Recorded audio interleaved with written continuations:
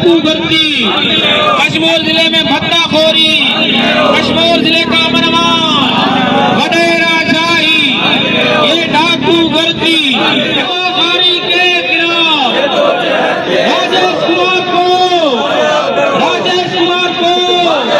छोटे बच्चे रामराव मलिक को, आमिर उमरानी को।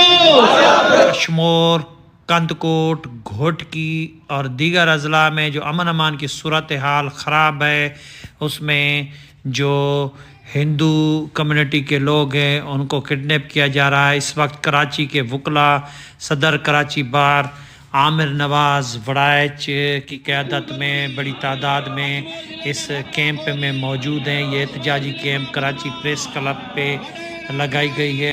प्रोग्रेस अलायंस की तरफ से ये अमन एहतजाज जारी है। डॉक्टर जयपाल का क्या कहना है? जेको कंदकोट, कश्मीर, हूअं त पूरी सिंध में शिकारपुर, लाड़कानो, घोटकी जेको अमन अमान जो हिकिड़ो अगवाकारी शुरू थी वई आहे, माण्हुनि खे तंग कयो वियो आहे। घोसपुर मां असांजे दोस्त डॉक्टर खे राकेट लांचर हुन जी क्लिनिक ते मोकिलियो आहे। राजेश केसवाणी खे 2 महीना थी विया आहिनि, हू कश्मीर मां अगवा थियल आहे। उन खां राफे मलिक नंढो हिकिड़ो ॿारु आहे जेको 3-4 सालनि जो, कंदकोट मां हू अगवा थियल आहे। ऐं उन खां सवाइ 3 सालनि खां प्रिया कुमारी गायब आहे। असीं सभु मुतालबो था कयूं त इन्हनि सभिनी खे बाज़ियाब करायो वञे ऐं सिंध में अमन अमान करायो वञे। कंदकोट कश्मीर में माण्हुनि जो जीअण हराम थी वियो आहे, हू न ॾींहं जो निकिरी सघनि था न राति जो, ऐं उतां लॾ पॾाण थिए पई। सिंधी हिंदू खे मजबूर कयो पियो वञे त हू पंहिंजी धरती खे छॾे।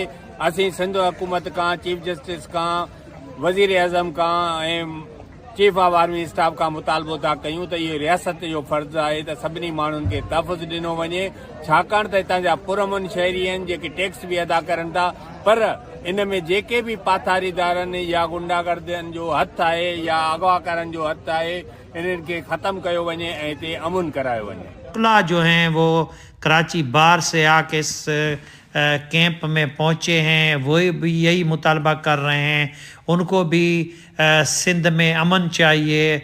इस वजह से आइए डॉक्टर बदर सुमरो साहब का ही जेको प्रोटेस्ट हले थो पियो, असीं हुन जी भरपूर मदद में आहियूं।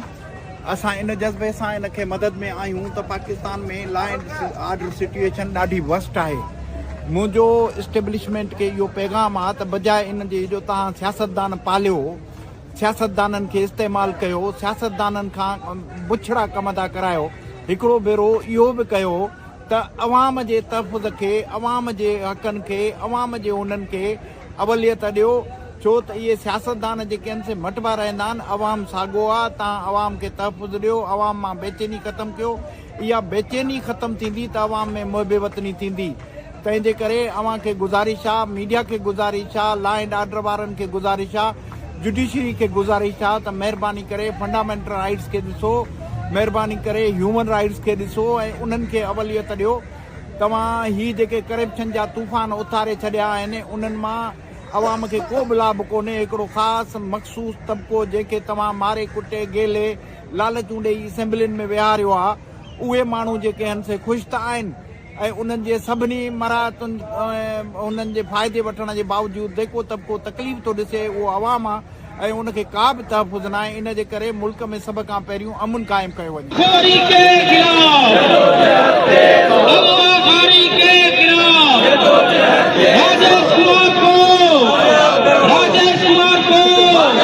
छोटे बच्चे रामराव मलिक को, आमिर उमरानी को,